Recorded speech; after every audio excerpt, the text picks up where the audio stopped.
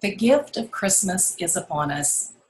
People all over the globe are celebrating this special event in their own time-honored way.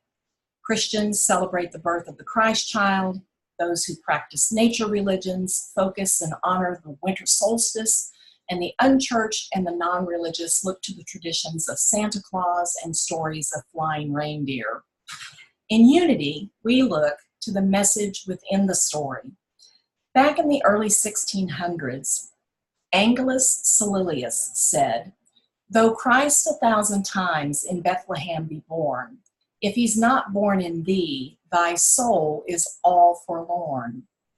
This speaks to the idea that the story of the Christ child being born is really our story. In fact, the entire Bible is our story. It's the evolution of our consciousness. Charles Fillmore said, "The Bible veils in its history the march of man from innocence and ignorance to a measure of sophistication and understanding."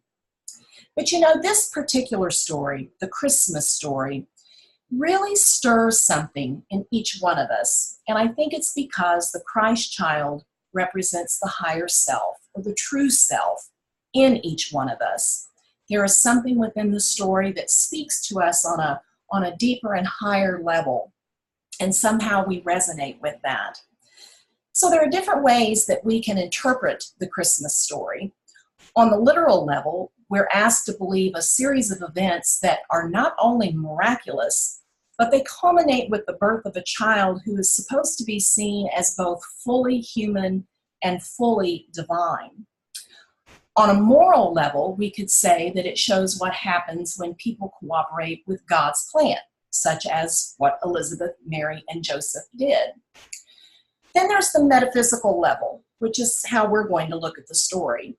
And it's really an invitation to a mystical journey, to a look within ourselves, in which we find within ourselves our own full humanity and full divinity.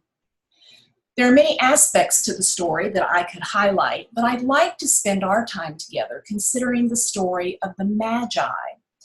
In the traditional story, according to the book of Matthew, 3 Magi, or wise men, rode in from the east on their camels into Jerusalem, asking people, "Where is he who has been born King of the Jews? For we have seen his star in the east, and we have come to worship him." Now Herod had also heard of this child, and so he secretly summoned these magi to find out where he was. Now they couldn't tell him since they were still searching, but they did mention in the conversation, as it's related in the story, that they had seen this particular star a year before. So they'd seen this star for quite some time. Herod, who's quite afraid of the whole idea of what the birth of this child could mean for him and for his rulership, sent them out to find the child under the pretense of wanting to come and worship the child himself. Now really, of course, we know that that's not what he intended at all. And later in the story, he does in fact have all male children put to death. But they follow the star and they're led to where Mary and the child are. And they brought with them gifts of gold, frankincense, and myrrh.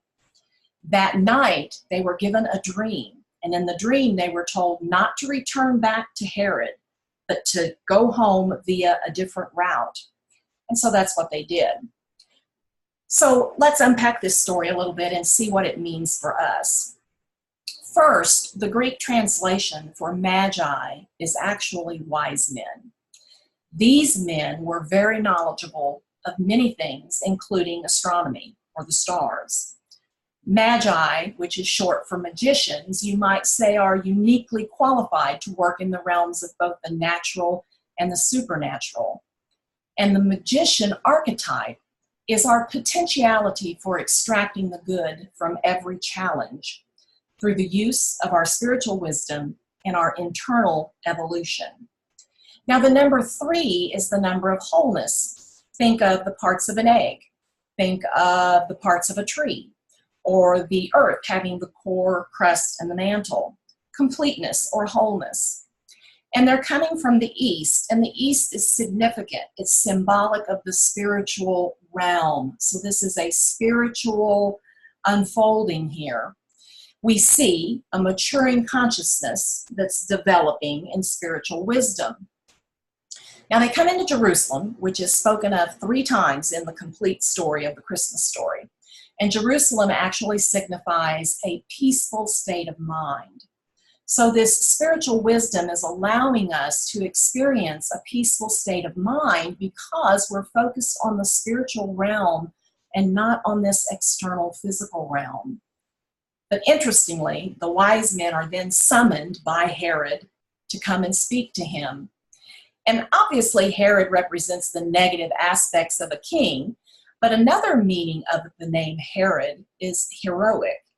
And if we think of Herod being representative of our ego, doesn't our ego always think it's going to come in and save the day for us? It wants to be the hero of our story.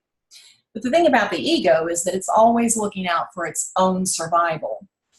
So our ego summons us, entices us to go out there to find peace. Don't look for it inside. Pay attention to me. Look at the outside. Look at all the things that are going on in the outer world. The ego wants us to focus on our senses, what this external world out here is telling us, and then respond or react accordingly.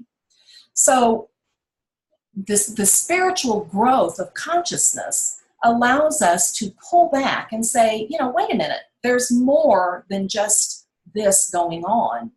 As I focus on my inner life, my spiritual life, I begin to understand that there's a different way of dealing with chaos and circumstances that arise in my life.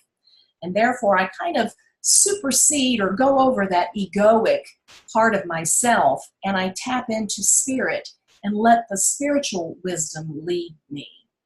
When we turn away from the ego and we stay centered in the spirit, we follow the star or those heavenly indicators, or one might say divine ideas, which lead us to the babe or the Christ child within each and every one of us.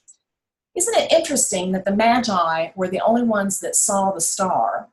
And really, I think it's indicative of the fact that only we can have our conviction of our indwelling Christ. People can tell us that we are divine beings and that we have this Christ potential within us.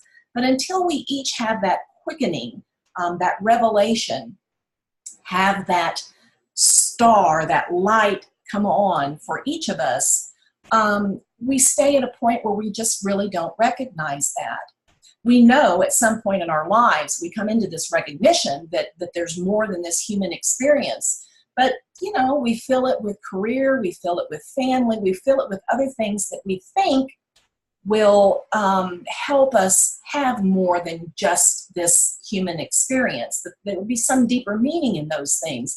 And at some point we realize that, those things are all great, but they're not filling that basic hunger or need, or what some people refer to as the God-shaped hole that exists within each one of us. So, as we follow the star, we come into the presence of Mary and the babe. And Mary, the mother of Jesus, she symbolizes love in its highest and purest sense. And we come to a place in our consciousness where we're ready to walk in love and allow it to flow through us, allow it to be the full expression of our being. We come to a place where we want to express both the human parts of ourselves and the divine parts of ourselves. When we have this revelation of our own indwelling Christ, this raising of our consciousness, we carry 3 gifts with us. The gold, the first gift, represents the riches of spirit or spiritual wisdom. And then we have the frankincense. Frankincense was the only incense that was ever burned on the altar in the Temple of Jerusalem. And so the incense of frankincense speaks of purity, or the possibility for transmutation or transformation. And finally, we have the gift of myrrh. And the myrrh was a sticky resin, and it was used in not only embalming, but in perfume making. And it's symbolic for the attracting power of love and peace. So Wisdom is our ability to recognize truth, even when we're being presented with ideas that are somewhat new and strange to us. And if we stay the course in our spiritual journey, we begin to see that transmutation, transformation of our human ego is possible. Little by little, we see ourselves becoming more focused on our inner life rather than outer circumstances. And if we mess up and we get it wrong, we understand that we have the gift of resurrection, the gift, the ability to do it again. I love retakes. I love redos. The fact that if I mess up something, if I come from a place of ego, I can be guaranteed that I'll have the opportunity to do that over again at some point. And maybe the next time I do it, I'll choose a higher way. I'll choose a more spiritual way. I'll pull from my tool bag of ideas and beliefs and so forth that I have to make a better decision, have a better response. And as our consciousness becomes attuned to love and peace, not only do we become beings of love and peace, but we actually begin to attract more love and peace in our lives, because that which we sow, we reap. And when we sow from that energy of love and peace, we end up reaping from that energy of love and peace. So we can apply that beautiful balm of love and peace to any circumstance that comes up in our life that we have to deal with. And isn't that a beautiful thing? So tonight, on this eve of Christmas, may you remember the story of who you are, continue to follow the star, and recognize the beautiful Christ child being born in you. Merry Christmas and blessings to all.